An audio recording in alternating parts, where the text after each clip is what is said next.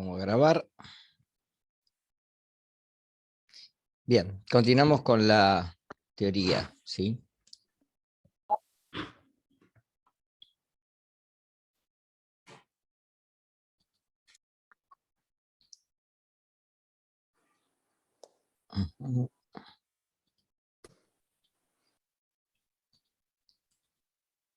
¿Se ve el PowerPoint de fondo? Sí.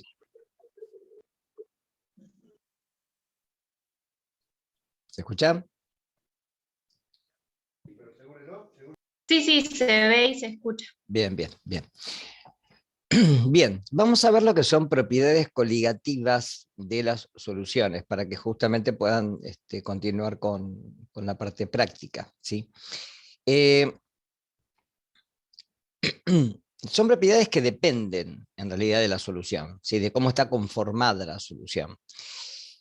Nosotros nos vamos a restringir solamente a un tipo de compuestos que se encuentran como solutos, ¿sí? Que son justamente compuestos que son no ionizables, es decir, sales, las sales no las vamos a contar, ¿sí? Y que, por otro lado, tampoco son líquidos que sean líquidos que tengan un punto de fusión menor al del agua, ¿sí? ¿Por qué? Cuando uno habla de solutos en solución, el soluto se encuentra disuelto, es decir, separado por el disolvente. En el caso de los disolventes, el disolvente universal, recuerden que es el agua, ¿sí? El agua disuelve prácticamente casi todas las sustancias, menos las sustancias que son hidrofóbicas, porque justamente cuando uno habla de una sustancia hidrofóbica que no es afín al agua, los aceites, por ejemplo, ¿sí? Ahora, en este contexto, las sales son sustancias que se disuelven en agua, pero ¿qué pasa? Que dependiendo del tipo de compuesto salino al cual uno se refiera, tenemos distintos grados de disolución. Hay sales que se disuelven mucho más fácilmente que otras. Por ejemplo, si tengo el cloruro de sodio, se disuelve mucho más fácilmente que el sulfato de calcio, ¿sí? O el sulfato de cobre. Entonces, como hay sales que dependen del tipo de compuesto y la solubilidad que tengan en agua, uno tiene que estudiar un apartado que se denomina KPS, constante de producto de solubilidad. Es decir, que hay sustancias que disuelven a una temperatura al 100% y otras que se disuelven, por ejemplo, al 50%, y otras que no se disuelven, como el cloruro de plata. Entonces, para no meternos en eso, que es prácticamente muy químico y que no va a la competencia de ustedes, solamente vamos a tomar solutos que se disuelvan, que sean no ionizables. Por ejemplo, glucosa, sacarosa, urea, etc. ¿Está? Ahora, ¿por qué no los líquidos que tengan un punto de fusión menor al del agua? ¿Sí? Porque si tengo un líquido como el alcohol, por ejemplo, ¿sí? Un punto de ebullición, perdón, menor al del agua. Este líquido va a pasar a la fase vapor más rápido que el vapor de agua. Entonces se forman mezclas que son azeotrópicas. Por eso tampoco los vamos a contabilizar, ¿sí? Solamente vamos a tomar solutos que sean no ionizables y que no tengan un punto de ebullición menor al del agua, ¿sí? El resto, todo es valedero, ¿sí? Para este apartado. Ahora, ¿cuáles son las propiedades coligativas de las soluciones? Son 4. El descenso o abatimiento de la presión de vapor de la solución. Lo que uno habla de el punto de fusión y el punto de ebullición de la solución y la presión osmótica. Esas 4 son las propiedades que vamos a ver, ¿sí? Acá tienen, por ejemplo, en esta figura, un solvente como el agua, que hay moléculas que escapan a la fase vapor. Ustedes recuerden que las moléculas que escapan a la fase vapor, ¿sí? A temperatura ambiente o a una temperatura menor a los 100 grados centígrados, son solamente que están en la superficie del compuesto líquido, ¿sí? Pero cuando yo le agrego un soluto, ustedes pueden ver que estas moléculas de soluto ocupan un lugar en la solución. Al ocupar un lugar en la solución, obviamente, le restan lugares a las moléculas de agua. Con lo cual vamos a ver que acá el punto de, o sea, la presión, perdón, de vapor de la solución es menor que la presión de vapor del solvente en estado puro. Esa es la ley de Raoult, que es la que vamos a ver a continuación, ¿sí? Entonces, de las propiedades de las disoluciones químicas o soluciones, ¿sí?, dependen de la naturaleza del soluto y de la concentración del soluto en la solución. Dependiendo de la naturaleza del soluto, hablamos de propiedades que son constitutivas, por ejemplo, la densidad, la viscosidad, la conductividad eléctrica. Esto depende del soluto en sí. Cuando hablamos de una disolución o una solución propiamente dicha, hablamos de las propiedades coligativas, que son estas cuatro que yo les acabo de decir. La disminución o abatimiento es lo mismo, ¿sí? ¿Saben lo que es abatir? El término abatir, ¿lo han escuchado alguna vez?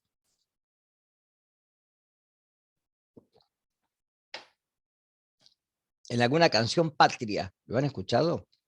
Cuando se dice abatiendo al enemigo, búsquenlo después, por favor. ¿Sí? Abatir quiere decir, ¿sí?, en este caso, ¿sí?, acá es disminuir. ¿Sí? En el caso de abatiendo al enemigo es disminuyendo el número de efectivos que están del otro lado, o sea, ganando la guerra. ¿Sí? Por eso dice abatiendo al enemigo.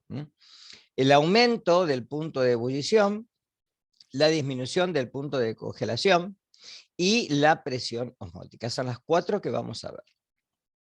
Entonces, hay propiedades que obviamente dependen de la concentración del soluto y son no de la naturaleza de las moléculas. Y estas son las propiedades coligativas. Es decir, lo que quiero abarcar con esto es que si uno tiene una concentración de una solución, por ejemplo, 1 molar de glucosa, 1 molar de sacarosa o 1 molar de urea, ¿sí?, los puntos de ebullición, los puntos de fusión, la presión osmótica, etcétera, van a ser todas las mismas, no van a cambiar. Es decir, que no depende de si es glucosa, es sacarosa, es urea, depende de la concentración solamente. Esto es muy importante. Un tema que, por ejemplo, se toma en la teoría, en los finales. ¿Sí? Entonces, no guardan relación ni con el tamaño, porque la urea es mucho más chica que la glucosa. La urea es la diamida del ácido carbónico, tiene 2 nitrógenos, 4 hidrógenos, carbono y oxígeno. En cambio, la glucosa, que ustedes la han visto, ya tiene 6 carbonos, 12 hidrógenos y 6 oxígenos. Ni hablemos de la sacarosa, que es un disacárido, ¿sí?, donde el número de carbonos ya no es 6, es 12. El número de hidrógenos, acá se le resta una molécula de agua por el enlace glicosídico, yo ya no voy a ver en biomoléculas, ¿sí?, cuando estudien el año que viene en química biológica, ¿sí?, en vez de ser 24, como se le saca una molécula de agua, es 22, y el número de oxígeno, en vez de ser 12, es 11. ¿Sí? Es mucho más grande que la glucosa, es mucho más grande que la urea, y sin embargo, a la misma concentración, las propiedades coligativas son exactamente iguales. ¿Sí? La presión osmótica, por ejemplo, va a ser la misma. Y además, también depende del número de partículas. Por eso hay que tener cuidado con esto de que si yo tengo, por ejemplo, un soluto que es un líquido, alcohol, por ejemplo, etanol, metanol, isopropanol, un éter, que tienen puntos de ebullición más bajos que el agua, ¿sí?, ya cambia el concepto y no nos podemos meter en eso. ¿Está claro? Porque ahí la presión de vapor de la solución va a estar compuesta por los dos, tanto por el soluto como por el solvente. ¿Se entiende lo que estoy diciendo? Si alguien no lo entiende, lo repito. ¿Queda claro? Es decir, que la presión de vapor de las... a ver, chicos, por ejemplo, ¿qué tienen las sustancias? Por ejemplo, si uno tiene, no sé si en su casa a veces usan, ¿sí?, esos aceites que se ponen en agua y se calientan con una vela y son aromatizantes para el ambiente. ¿Alguien usa eso? ¿O ha sentido el olor del ambiente de eso? O los perfumes mismos, ¿sí? El perfume que tiene, un desodorante, ¿qué tiene? Además de la fragancia, ¿qué es lo que tiene? Alcohol. Alcohol. ¿Y para qué tiene alcohol?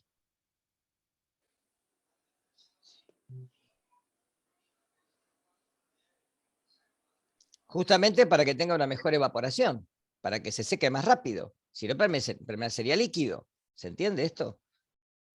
¿Por qué los perfumes aromatizan? Porque todos tienen alcohol. Si se me llega a caer perfume en el ojo, se me va a irritar, me va a doler, me va a tener que lavar, porque tiene alcohol. El alcohol se evapora rápidamente y lo que queda impregnada es la fragancia, ¿sí? Entonces, en esas cosas no nos vamos a meter, porque la presión de vapor de la solución está conformada por los dos, tanto por el soluto, por el solvente. Pregunta de final del año pasado, por ejemplo. Ya lo aclaro, ¿sí? Y el que avisa no traiciona, ¿sí? Fue una pregunta de final del año pasado, ¿sí? Porque no vamos a hacer cálculos, pero sí tienen que tener el concepto, ¿sí? Bien. Entonces, cuando uno conforma una solución, ya vimos, por lo que ya vimos anteriormente, que hablamos de que siempre tenemos que tener en cuenta la concentración, es decir, la masa de soluto, los moles de soluto, ¿sí? En la masa de disolvente o en el volumen del disolvente, etcétera, ¿sí? Siempre tenemos un cociente entre dos cosas. Ya vimos, por ejemplo, algo de lo que es la fracción molar, que es el primer apartado que tienen ahí. La fracción molar es el número de moles del componente sobre el número de moles totales. Y siempre va de 0 a 1, porque si yo hago un cociente entre algo que es menor que el numerador que el denominador, siempre es menor a 1, ¿sí? ¿Cuándo va a ser 1? ¿Cuándo ese cociente va a ser 1? A ver. Por ejemplo, hablamos de número de moles, ¿sí? ¿Cuándo ese cociente puede ser 1? Numerador y denominador. ¿Cuándo me daría 1? Si hablo, por ejemplo, de soluto y solvente. ¿Cuánto tendría de soluto y cuánto tendría de solvente para que me diera 1? Esa división. 1 y 1, ¿no? Es decir, La ¿tendría que Uno misma tener, de, cantidad. la pregunta, ¿tendría que tener claro, solvente? No. no. Hago el número de moles del solvente sobre el número de moles del solvente y me da 1. ¿Sí? ¿Cuándo valdría 0? Vale 0 cuando el número de moles de solvente es 0 y solamente tengo soluto, ¿sí? Entonces, por eso va de 0 a 1. Ahora, si yo tengo muy poquito soluto, en mucho solvente, ese número va a ser cercano a 1, ¿sí? Porque siempre me fijo en el solvente. Vamos a ver esto ahora, ¿sí? Entonces, acá aparece una nueva forma de expresar la concentración, que es el número de moles de soluto sobre los kilogramos de disolvente. Es la única forma de expresar que no tiene abajo en el denominador expresada la solución, ya sea en mililitros, en litros, en lo que sea, sin un volumen, ¿sí? O expresada solamente en gramos, como por ejemplo la pureza, ¿está? Donde yo tengo ahí los gramos de solución, pero siempre tengo solución. Acá tengo solamente al disolvente, ¿queda claro? Entonces, cuando uno calcula la molalidad con L, no con R, ¿sí? Y con M minúscula, es el número de moles de soluto dividido los kilogramos de disolvente, ¿sí? Fíjense una cosa, yo esto lo puedo poner como la masa de soluto sobre la masa molar del soluto por los kilogramos de solvente, igual que hicimos con la molaridad. En este caso, fíjense que siempre los kilogramos de disolvente van a ser menores que el volumen de la solución, en valor absoluto. Por eso, cuando la solución es muy concentrada, molaridad y molalidad difieren significativamente en valor, como el porcentaje masa en volumen y el porcentaje masa en masa. Eso ténganlo en cuenta, ¿sí? Y una ventaja de expresar digamos, en molalidad, que no depende de la temperatura. En cambio, la molaridad sí. Entonces, fíjense, cuando hablamos de molaridad, número de moles de soluto sobre el valor en litros de solución. Cuando hablamos de normalidad, que yo se los expliqué, es el número de equivalentes sobre los litros de solución. Las unidades son mol litro. Acá las unidades son equivalentes litros, ¿sí? ¿Cuál es la desventaja? Depende de la temperatura y acá depende justamente de la reacción, ¿sí? Y depende del tipo de compuesto. Y siempre acá se expresa el volumen final de la solución y esta prácticamente ya no es recomendable. Si se usa en medicina, generalmente las unidades de laboratorio, cuando se expresan en miliequivalentes por litro. Es una unidad que ya prácticamente se está dejando de usar y prácticamente se usa en milimol por litro. El porcentaje peso en peso, masa en masa, y una que es utilizada a veces, para que les suene, que son las partes por millón, donde es la masa de soluto sobre la masa de solución por 10 a la 6. Esto es cuando generalmente el soluto es muy poco importante en relación a la solución. Por ejemplo, si yo quiero expresar partes por millón del oxígeno en agua, donde la cantidad de oxígeno disuelta en agua de mar, por ejemplo, no es tan importante, ¿sí? Ahí se utiliza esta unidad.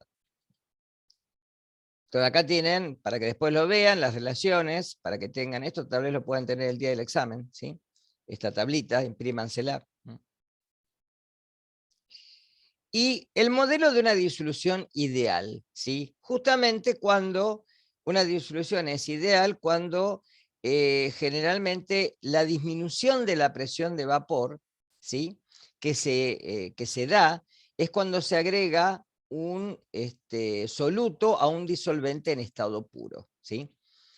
Por eso no contamos con las sales, porque a veces hay sales que no se disuelven fácilmente en agua, que hay que calentarlas, ¿sí? Y otras que directamente no se disuelven. Entonces, se las mencioné, el cloruro de plata, ¿sí? Y este científico, Raúl, encontró que a medida que le iba agregando soluto a un solvente, disminuía la presión de vapor ¿de quién? Del agua, ¿sí? Estamos hablando solamente de solutos que no entran en la fase vapor. Tiene que quedar claro esto, ¿eh? Solutos que no entran a la fase vapor, ¿sí? Y cuanto más soluto se agrega, menor es la presión de vapor. Esto el año que viene lo van a ver conmigo en microbiología, ¿sí? Unido a un concepto que se denomina actividad de agua, ¿sí? A ver, pregunta. ¿Cómo se transportaban las carnes en la antigüedad cuando no había métodos de refrigeración? En sal. Se salaban, se deshidrataban. ¿Qué pasa? Al no tener agua en superficie, los microorganismos no se pueden desarrollar. ¿Está claro esto? Entonces, cuanto más agua le agrego, más disminuye el vapor que queda en la superficie y por ende menor es la presión de vapor, ¿sí? Y eso es lo que dice Raúl, ¿sí? ¿Cómo se expresa? ¿Sí? Fíjense, es la presión. ¿Qué es la presión de vapor? Es la presión que se ejerce en las moléculas que están en la superficie del líquido y pasan al estado gaseoso. Vamos a ver cuando lleguemos a la parte de termodinámica que hay tres tipos de sistemas, ¿sí? Un sistema abierto, por ejemplo, un vaso que dejo arriba de la mesa con agua, ¿sí? Y lo dejo varios días, ¿qué va a pasar con ese vaso de agua? Yo dejo un vasito con agua arriba de la mesa hoy y vengo la Se semana que evapora el viene. agua. No va a quedar nada, ¿sí? Se va a evaporar, ¿sí? Fíjense que si dejo éter, ¿qué va a pasar? Éter o alcohol etílico, o metanol, algunos que tienen ¿sí? un punto de ebullición mucho más bajo, se van a evaporar más rápidamente, porque va a ser menor la presión, mayor la presión de vapor, ¿sí? Entonces, la presión de vapor aumenta siempre a medida que aumenta la temperatura, y eso ¿cómo lo vemos fácilmente? Supongamos que tengo un piso que tengo que lavar, ¿sí? Y es un día de invierno de mucho frío, ¿sí? Y lo comparo con el mismo piso, un día de verano, de sol de mucho calor. ¿Cuál se seca más rápido? Cuando hace calor. Cuando hace calor. ¿Por qué? Porque la temperatura, ¿cómo es? La temperatura Es alta. ambiente es mucho más alta, ¿sí? Un día como hoy, de 8 o 9 grados, va a ser distinto un día de 35 grados, donde sí, me meto al agua en verano, salgo y al ratito estoy seco. ¿Está claro? ¿Se entiende esto?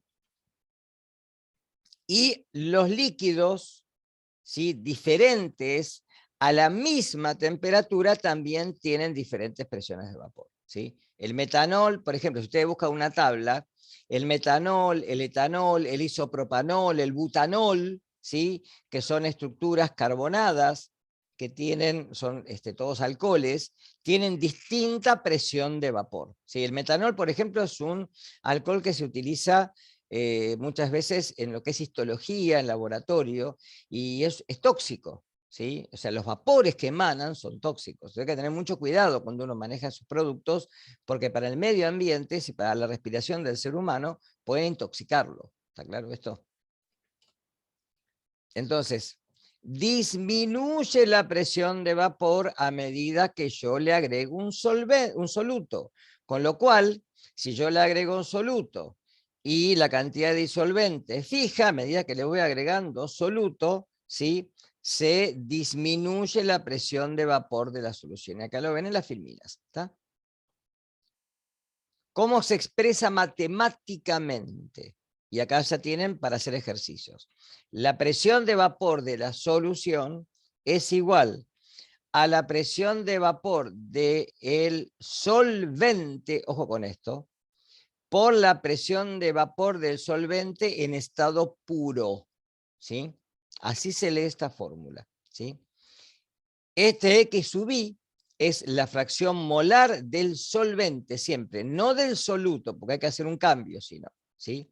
Esta es la presión de vapor, ¿sí?, dada de la solución, porque a medida que esto, ¿sí?, supongamos que esto es 0,9, si le agrego soluto, ¿va a ser mayor a 0,9 o menor a 0,9?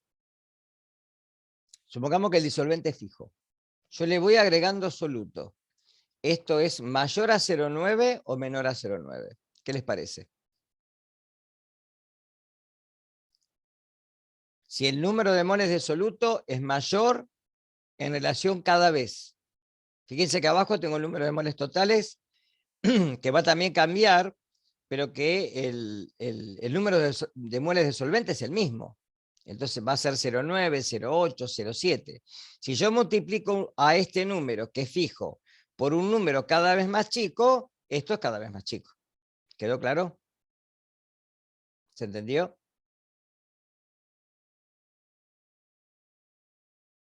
Por eso acá dice, solamente utilizaremos solutos no volátiles y que no sean electrolitos en disolución líquida. Esto es un apartado inicial, ¿sí?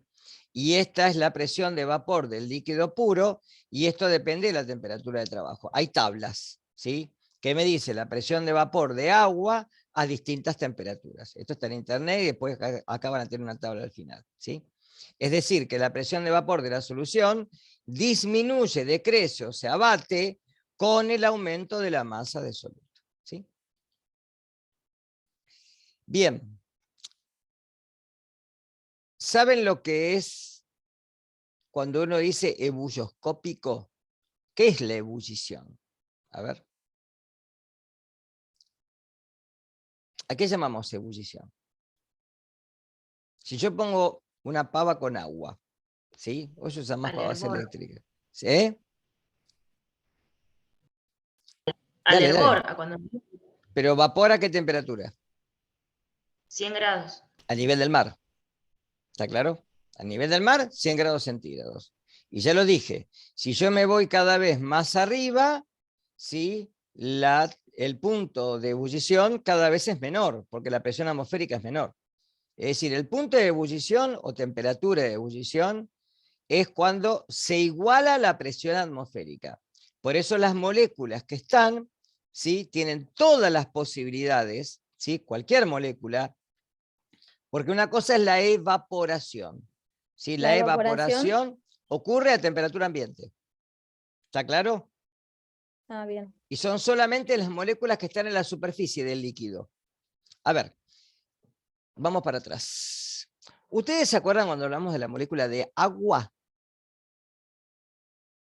La molécula de agua, ¿qué tipo de enlaces tenía intermoleculares? O sea, entre moléculas. ¿Se acuerdan cómo se llamaban esos enlaces? Puente de hidrógeno. Enlaces puente de hidrógeno, muy bien. ¿Sí? Esos enlaces puente de hidrógeno son fuertes, no son débiles. ¿Sí? Son fuerzas intermoleculares de las más fuertes que existen. ¿Sí? Son mucho más fuertes que las hidrofóbicas, mucho más fuertes que las dipolo-dipolo o ion-dipolo. Son fuerzas, ¿sí?, que tienen una magnitud considerable. ¿Sí? Esto es así, fíjense que en la molécula de ADN, que las bases nitrogenadas tienen en sí enlaces puentes de hidrógeno, necesito una temperatura de 95 grados para romper esos puentes de hidrógeno. In vitro. In vivo utilizo una enzima que es la helicasa, ¿sí?, que hace la misma función, pero a temperatura fisiológica, 36,5 grados centígrados. ¿Sí? Entonces, estos puentes de hidrógeno que están en el agua, para que la molécula de agua pueda escapar a la fase vapor, se tienen que romper. En el seno del líquido, ya habíamos visto que las moléculas de agua necesitan 4 enlaces puentes de hidrógeno para estar unidas entre sí. Pero en cambio en la superficie solamente necesitan 2. Con lo cual, las que están en la superficie, es más fácil que puedan romper esos enlaces puente de hidrógeno y pasar al espacio externo, al entorno, donde ahí están sueltas, no tienen enlaces. Dijimos que en los gases no había enlaces intermoleculares, ¿sí? Las moléculas estaban sueltas totalmente. Con lo cual, para poder hacer que el agua como componente líquido se rompan los puentes de hidrógeno en el seno del líquido, o sea, abajo, donde están unidas por puente de hidrógeno, necesito a nivel del mar una temperatura de 100 grados centígrados. ¿Quedó claro el tema? La diferencia de evaporación a vaporización o ebullición, que es lo mismo. ¿Quedó? Sí. Bien, Sí. entonces, si yo tengo ahora agua y le agrego un soluto, ese soluto ocupa un espacio, porque está solvatado, está disuelto, ¿sí? Como está disuelto y ocupa un lugar, además de que la presión de vapor va a ser menor, el punto de ebullición ahora va a ser mayor. ¿Por qué? Porque necesito más energía. Necesito entregarle más energía a la misma masa de agua para que las moléculas ahora se puedan separar y poder escapar a la fase vapor. Es decir, que cuando tengo agua líquida, el agua ebulle a nivel del mar a 100 grados centígrados. Ahora, cuando tengo una solución, el agua va a ebullir a una mayor temperatura, ¿sí? ¿Cómo se expresa esto en forma matemática? ¿Sí? Acá tienen una figura donde les muestra, a ver si puedo correr esto para atrás, donde les muestra justamente la ebullición que hay del solvente en estado puro, ¿sí?, y en la solución, ¿sí? El punto de ebullición aumenta. Fíjense que acá tiene la temperatura. Entonces el punto de ebullición de la solución está acá y el del solvente puro está acá. Y siempre tiene que vencer ¿cuál presión? La atmosférica. ¿De acuerdo? O sea que el mismo descenso de la presión de vapor produce un aumento de la temperatura o el punto de ebullición. ¿Cómo se expresa en forma matemática? Y estos sí son ejercicios, ¿sí? Hay una variación, delta es variación, ¿sí? Es decir, la variación es la temperatura final, siempre menos la temperatura inicial, o se puede traducir como la temperatura de ebullición del solvente puro más la variación de temperatura de ebullición. ¿Y qué es la variación? Es la constante ebulloscópica, que es una constante de libro, o sea, tabulada, por la concentración molal. Por eso, si yo tengo una solución molal, 1 molal de urea, 1 molal de sacarosa o 1 molal de glucosa, de cualquier cosa, la variación de temperatura de ebullición va a ser exactamente la misma. Es decir, que no depende de la naturaleza del soluto. Entonces, ¿cómo se aplica? A veces para determinar pesos moleculares. Cuando uno no conoce el peso molecular de una sustancia, ¿sí? Prepara una solución y dependiendo de la variación de temperatura de ebullición, como yo sé cuál es la temperatura de ebullición del solvente puro, 100 grados centígrados, le sumo eso y puedo sacar la temperatura de ebullición de la solución y determinar cuál es el peso molecular porque lo puedo despejar de acá. ¿Está? La molalidad, recuerde que era el número de moles de soluto sobre los kilogramos de disolvente. Por ejemplo, fíjense, el benceno, porque el solvente no tiene que ser siempre el agua, en los ejercicios lo van a ver.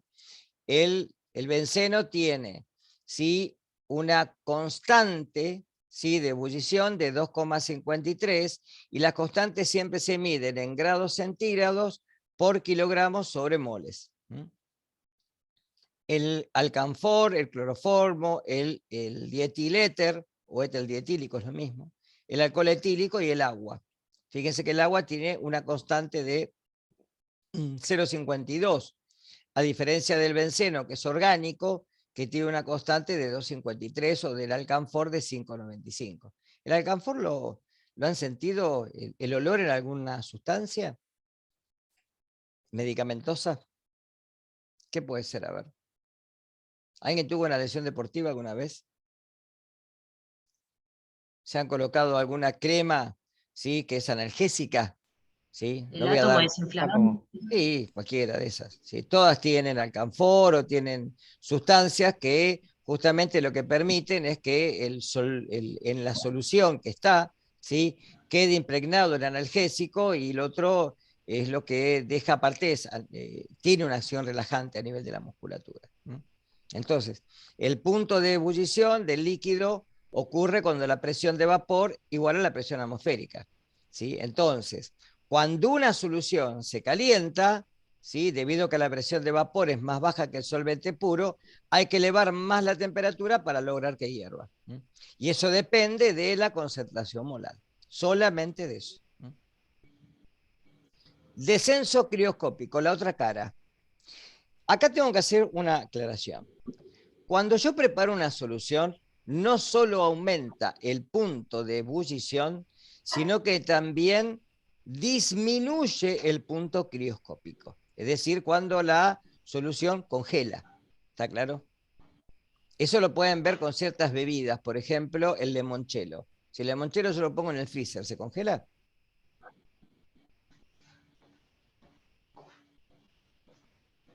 ¿Han tomado No, no se limoncello? congela. No se congela, ¿sí? ¿Sí? ¿El whisky lo ponen en el freezer, se congela? No. ¿Sí? ¿Por qué? Porque tienen tanto soluto, ¿sí?, disuelto, ¿sí?, que prácticamente no tienen casi agua. Que fíjense que el whisky tiene una gradación alcohólica de prácticamente el 40%. ¿Sí? Y si ponen, qué sé yo, aguardiente o tequila, menos todavía. ¿Sí? No se van a congelar. En cambio, una bebida, qué sé yo, cualquiera, de estas bebidas que se utilizan como, no gaseosas, pero las que tienen, no me sale el nombre ahora. Bueno, no importa. Las que tienen un agregado de alguna sustancia, pomelo, las saborizadas. Un agua saborizada. Y esas yo las pongo en el freezer y se congelan. ¿Sí? El vino se congela, por ejemplo. No tiene tanto soluto. Entonces, la congelación se produce cuando las moléculas que hacen, que se están moviendo, comienzan a disminuir su movilidad y pasan del estado líquido al estado sólido. En el agua se forman cristales, por ejemplo. ¿Sí? Ahora, lo mismo que pasaba con la ebullición, pasa con la solidificación. Si yo le agrego un soluto, este soluto ocupa un lugar y ahora las moléculas, para poder pasar al estado, ¿sí?, cristalino, ¿sí?, demoran, ¿sí?, mucho más y necesitan bajar más la temperatura, y es mucho más importante el descenso crioscópico en valor absoluto por las constantes que tiene que el ascenso ebulloscópico. ¿Qué quiero decir con esto?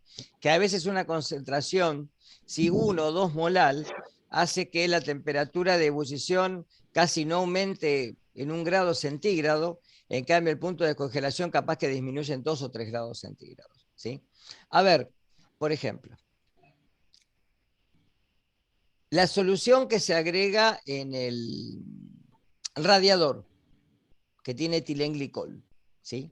Ustedes cambian el agua que lleva alrededor con esta sustancia en invierno y en verano. No, es la misma. Es la misma. Yo el agua la cambio cuando la tengo que cambiar, pero puede pasar 2 inviernos. Y cuando nos agarró la pandemia, que estaba el agua parado, y sin embargo, el agua yo no la cambiaba. ¿Por qué? Justamente por esto.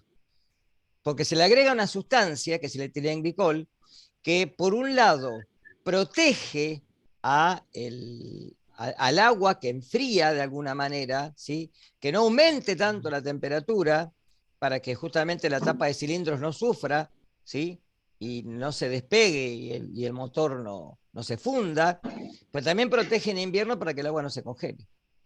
¿Está claro esto? Pero yo no la cambio. Por eso digo que estos eventos ocurren, ¿sí? Sincrónicamente, no por separado. No es que una solución no solamente va a aumentar el punto de ebullición, sino que también va a disminuir el punto crioscópico. Y eso aumenta la escala líquida del agua. El agua tiene una escala líquida en estado puro de ¿cuántos grados? A nivel del mar. ¿Por cuántos grados permanece líquida? A grados centígrados, ¿no? ¿100? No. 100, de 0 a 100 grados. ¿Sí? En cambio, si yo le agrego un soluto, la aumento porque aumenta el punto ebullioscópico y disminuye el punto crioscópico. Entonces, capaz que son 105 grados, ¿está? En el cual permanece líquida. Por eso es muy importante el agua alrededor.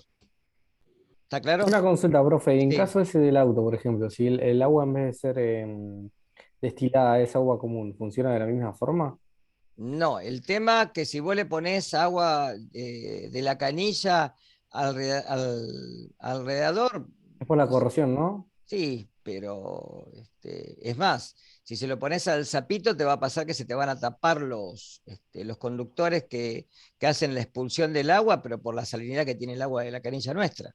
El agua nuestra es hipersalina, ¿sí? Tiene mucha sal porque es agua que va pasando por distintas napas y va arrastrando, ¿sí? Todos los solutos, y por eso es un agua que tiene mucho carbonato de calcio, tiene nitratos, etcétera, ¿sí? El agua de Mar del Plata, por eso acá las facturas son tan ricas. Si ustedes comen acá medialunas qué sé yo, no sé, de cualquier lado y las comen en Buenos Aires, van a ver que el gusto es totalmente distinto, pero es por el agua, ¿sí? Lo mismo los que fabrican cerveza. Usan agua generalmente destilada, porque si llegan a usar agua de la canilla, la cerveza no le sale con el mismo gusto, ¿tá? Pero el agua que se utiliza generalmente en las baterías, por ejemplo, es destilada. No puede usar agua de la canilla, ¿sí? Porque la estropeas a la batería. ¿Está claro eso? Bien, Sí, sí, gracias. entonces, generalmente lo que vamos a tener es que para que una sustancia solidifique, necesito disminuir la temperatura. Y eso es lógico. Agarro agua, la pongo en el congelador, ¿sí? Se me forma hielo, ¿sí? Ahora, si yo a esa agua, ¿sí? En vez de ponerle solamente agua, le pongo un soluto, y va a demorar más y capaz que no se congele. ¿Está claro? Prueben de hacer la prueba de agarrar una cubetera, ponerle monchelo o agua con muchísima azúcar y van a ver que tarda mucho en congelarse, más que el agua común. ¿Está claro? Entonces, lo mismo que pasa, ¿sí? Fíjense, este es el punto de fusión del solvente y este es el punto de fusión de la solución. Uno aumenta y el otro disminuye. Entonces, acá, para hacer los cálculos, la variación de la temperatura de fusión es igual a la constante de fusión, que es otra, tiene un valor distinto a la constante de ebullición, obviamente, por la misma concentración molal. La concentración es la misma. Si es 1 molal, 2 molal, es lo mismo para uno que para el otro, ¿sí? Y ahora, ojo, la temperatura de fusión de la solución es la temperatura de fusión normal. Acá va lo mismo, pero acá en vez de ir más, va menos. Acá la resto. Menos la variación de temperatura de fusión, ¿sí? ¿Está? Y esto es los dos procesos juntos. Acá los pueden ver tranquilamente. Este es el líquido puro y esta es la solución. Entonces se aumenta el punto crioscópico, el punto ebullioscópico, perdón, y se disminuye el punto crioscópico. ¿Quedó claro esto? Por eso se dan los dos a la vez. Yo lo mostré con agua, pero puede ser con cualquier solvente, ¿eh? Y cualquier soluto. Acá tienen, fíjense, solvente, agua, Punto de ebullición, siempre estamos hablando a nivel del mar, ¿no? 100 grados centígrados. Punto de fusión, 0 grados centígrados, ¿sí? Constante, ¿sí? De ebullición, ¿sí? 0.512, constante de fusión, 1.86. Fíjese que este número es mucho mayor que este. Por eso les decía que no es tan importante en valor, ¿sí?, el aumento del punto de ebullición como el descenso del punto crioscópico, ¿sí? Fíjense que el benceno tiene un punto de ebullición mucho más bajo que el agua, ¿sí? Y tiene un punto de fusión más alto que el agua. Es decir, que acá la líquida va a ser menor. El alcanfor lo mismo, etcétera. Bueno, acá tienen después un experimento, esto después les va a quedar, copien el enlace y lo pegan directamente y lo pueden ver como una solución y otra, ¿sí?, de agua y sal van a ebullir a distinta temperatura. Acá lo que les dije recién, disoluciones de etilenglicol en agua, que se utiliza como anticongelante y como refrigerante. Las dos cosas a la vez. Fíjense que una disolución soporta una temperatura de hasta menos 14 grados centígrados, ¿sí?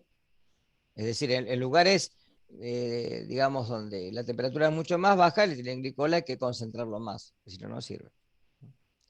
Bueno, y la última, presión osmótica. Muy importante. Muy importante, ¿por qué? Porque se ve a nivel celular este concepto. ¿Qué es la presión osmótica? Es una presión, ¿sí? Y como cualquier presión es fuerza sobre área. Es la fuerza que hace algo sobre un área determinado, ¿sí? Cuando yo tengo dos soluciones, vamos a poner una solución A y una B. La A tiene una concentración 0,1 molar de cloruro de sodio. Y la B tiene una oclusión 2 molar de cloruro de sodio, o sea, mucho más concentrada, ¿sí?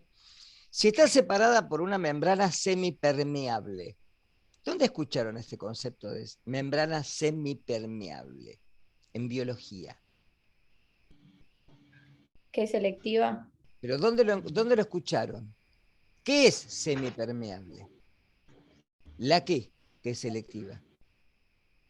La membrana. La membrana plasmática, ¿sí? La membrana Sí. de todas las células. O sea, sin membrana no hay célula, ¿está claro esto? Todas las células tienen membrana, ¿sí? Y esa membrana es semipermeable. ¿Qué quiere decir que sea semipermeable o selectiva? Que ciertas sustancias pueden atravesarla y ciertas Y sustancias no. otras no. Por ejemplo, la membrana plasmática que tienen todas nuestras células, las sustancias que son no polares o apolares atraviesan libremente. El oxígeno, el dióxido de carbono, la urea, etc.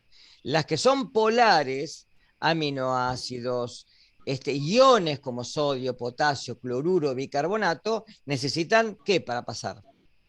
Una proteína de transporte. Una proteína de transporte, que puede ser transporte activo o pasivo, va a depender si va a favor o en contra del gradiente, ¿está claro?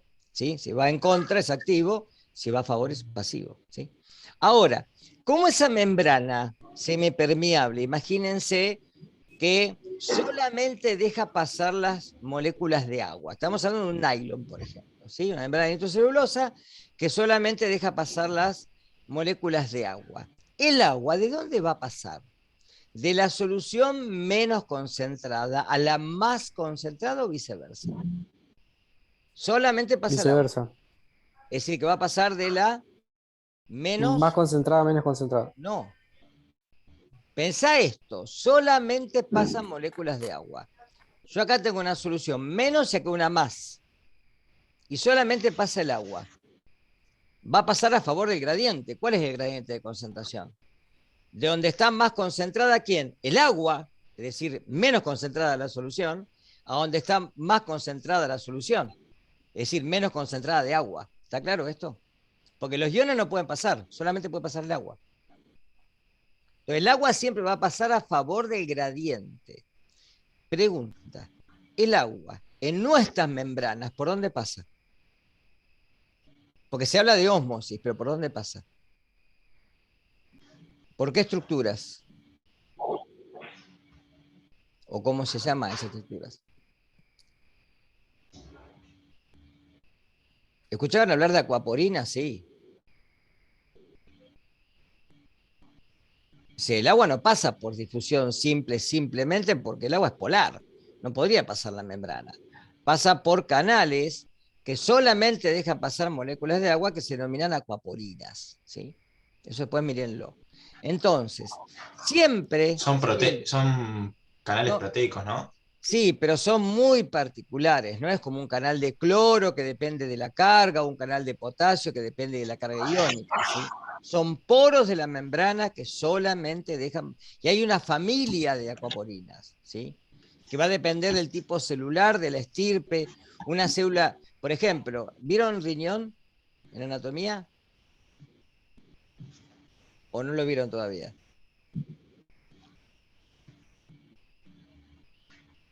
¿Sí o no, chicos?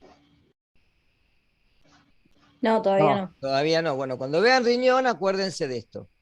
Porque van a ver que el asa de Henle, que es parte de la nefrona, tiene una rama ascendente que es impermeable al agua. ¿Qué quiere decir que es impermeable? Que el agua por ahí no pasa. O sea, ahí no hay acuaporinas. ¿Está claro? Bien, entonces, el agua tiende a pasar la membrana pasando de la solución, de la disolución más diluida, ahí está, a la más concentrada. Es decir, en el sentido de igualar las concentraciones, ¿sí? Siempre, porque atraviesa a favor del gradiente de concentración de agua, ¿sí? Y el equilibrio se va a dar cuando las dos concentraciones, los dos lugares de la membrana, perdón, igualen la concentración de agua, ¿sí? Y de soluto. Porque el agua tiene un flujo que no se detiene. Y ahí se habla de presión osmótica. Acá lo tienen, ¿ven? Tengo el solvente puro y una solución. Y el agua va a pasar hasta que ¿sí? Se igualen las concentraciones. La presión que tengo que aplicar para igualar los niveles se denomina presión osmótica. Porque es una presión que necesito para igualar las concentraciones. ¿Por qué es importante en las células? Porque, a ver, ¿qué pasa si una célula está en un ambiente en donde la concentración de agua es mucho mayor, muchísimo mayor, en el extra que en el intracelular? ¿Qué va a pasar? ¿Qué tiende a hacer el agua? ¿Entrar o salir de la célula? Está más concentrada afuera que adentro.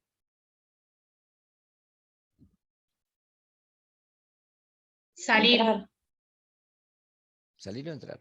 Está más concentrada afuera que adentro. A entrar. No sería salir, va hacia la... el agua concentrada. El Sí, por ahí agua entrar. está más concentrada afuera que adentro. ¿Qué tiende a hacer? Entrar. ¿Sí? Por ejemplo, si a un glóbulo rojo lo pongo en agua destilada, se hemoliza.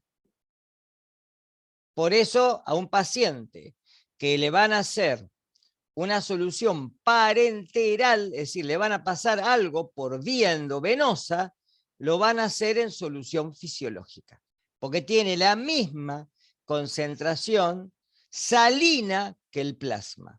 Porque si lo hago en agua destilada, le hemolizo los glóbulos rojos. ¿Está claro? ¿Se entiende eso? ¿Qué pasa al revés?